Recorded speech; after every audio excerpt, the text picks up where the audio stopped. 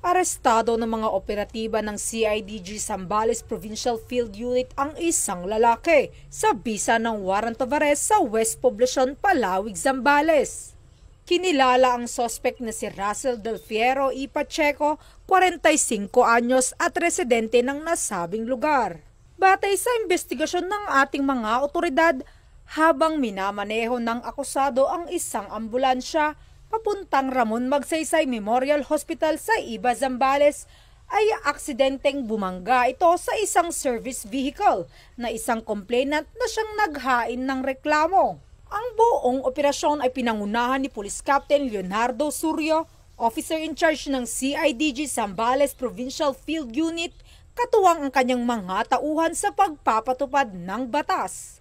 Sinunod ng mga operatiba ang mga alituntunin ng Korte Suprema sa paggamit ng body-worn camera at alternative recording device sa pagsagawa ng operasyon.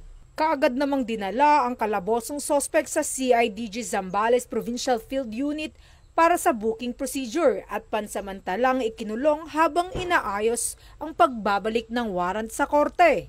Patuloy ang ating mga kapulisan sa CIDG Zambales Provincial Field Unit sa kanilang tapat at makataong serbisyo para sa kapayapaan at kaayusan sa lalawigan ng Zambales. Mula dito sa Central Luzon, ang inyong PNN correspondent, Police Corporal Giselle V. Rivera, alagad ng batas, tagataguyod ng Balitang Pulis.